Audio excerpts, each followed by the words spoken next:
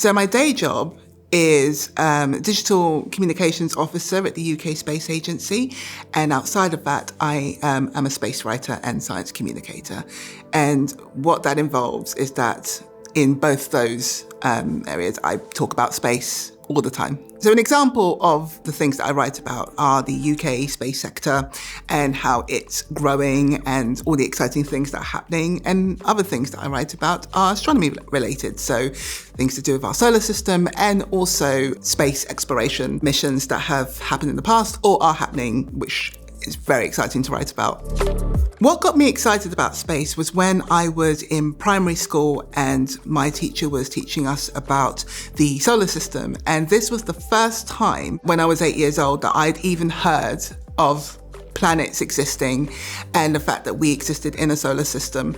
And as soon as I learned about that, I was just so interested and curious to know more about why they look the way they do, how they came to be, and also just what existed beyond them as well. And when I learnt that, human beings not only went to the moon, but they still frequently went into space, I was even more fascinated. So I then decided that I was very keen on becoming an astronaut. But if I couldn't do that, just doing something in the space sector. The subjects that I enjoyed at school were science, predominantly physics and chemistry. And I also really loved English.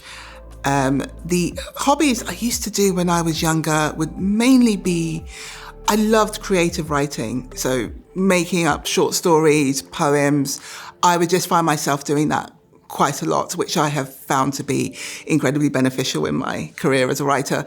But when I was really young, I found it to be a great outlet for me to just put thoughts to paper. So at university, I did a BA in communications and media and an MA in journalism, because journalism was an area that I knew I wanted to go into, but wasn't sure particularly the subject matter that I wanted to do.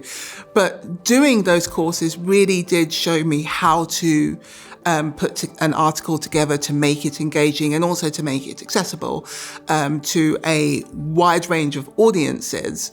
So I found that really invaluable. So the way that the subjects that I love relate to my career now is that I find that when it comes to constructing an article or something for social media, it's doing it in a way that's both accessible and engaging. And, wanting people to not only want to read what you've written, but also to hopefully inspire them to want to find out more about the subject that you've written. And it's that same love for doing that has carried with me into my career.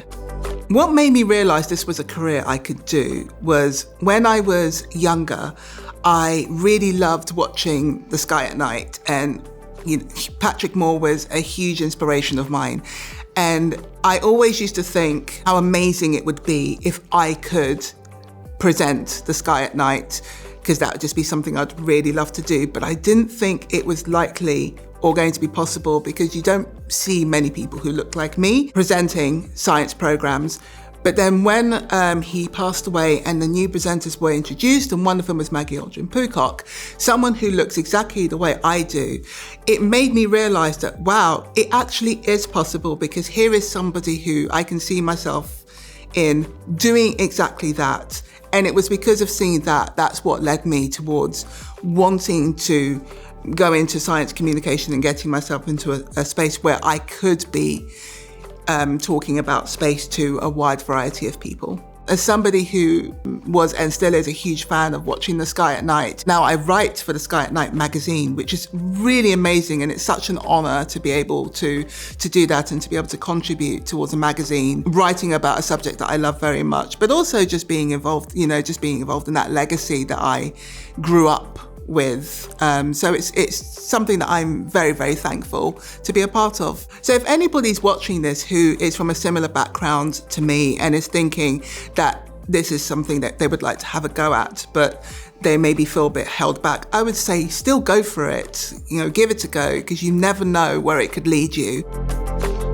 So a big part of what I do is taking a lot of the information around space, around the UK space sector, and turning that into accessible copy for people to access, and hopefully to get them interested to learn more about the subject. My workday is very varied, so it could be anything from going out to film events and speaking to people in the industry for social media, to writing stuff for our channels and uploading stuff onto our website.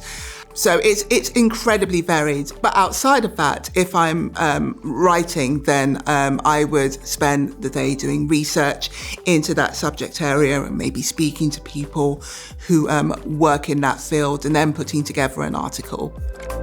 My advice for anybody who wanted to go into science communication, space writing, is to firstly learn about the subject area to the point where you would be able to speak about it to somebody who had no knowledge in it whatsoever confidently.